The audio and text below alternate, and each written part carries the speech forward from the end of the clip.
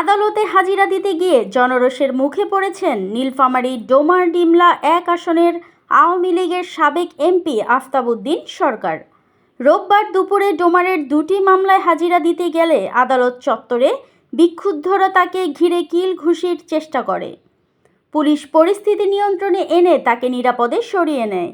উল্লেখ্য, 2018 সালের নির্বাচনী প্রচারণায় হামলার অভিযোগে বিএনপি নেতা রবিউল ইসলাম এবং 2015 সালের চাঁদাবাজি ও মারধরের অভিযোগে যুবদল নেতা মাসুদ বিন আমিন সুমন 2টি মামলা করেন, যাতে আফতাব উদ্দিন সহ অনেকে আসামি। নীলফামারী ডোমার ডিমলার 1 আসনের সাবেক ফ্যাসিস্ট সরকারের ভোটচোর এমপি আফতাব উদ্দিন আহমেদকে নীলফামারীর 2টি মামলায় রংপুরের একটি মামলায় উনি গ্রেপ্তার হয়েছিলেন।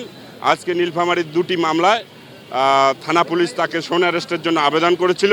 সেই আবেদনের ভিত্তিতে এই ভোটচোর এমপিকে নীলফামারীতে নিয়ে আসা হয়েছে এবং নীলফামারীর ডিমলা উপজেলার একটি মামলায় এবং ডোমার উপজেলার একটি মামলায়, মোট 2টি মামলায় তাকে সোন অ্যারেস্ট দেখানো হয়েছে।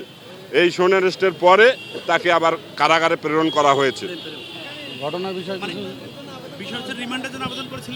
না, আজকে কোনো রিমান্ডের আবেদন আইনানুগভাবে করা হয়নি, আইনানুগভাবে করার নিয়মও নেই। আসামি যেহেতু সোন অ্যারেস্টের আবেদন দেওয়া হয়েছিল, তাকে মামলায় গ্রেপ্তার দেখানো হয়েছে। পরবর্তীতে রাষ্ট্রপক্ষ চিন্তা করবে বা রাষ্ট্রপক্ষ তাকে কয়দিনের রিমান্ডের আবেদন করবে। পরবর্তীতে আইনের ধাপ অনুযায়ী তাকে রিমান্ডের জন্য আমরা অবশ্যই আবেদন। দৈনিক আজকের বাংলা .net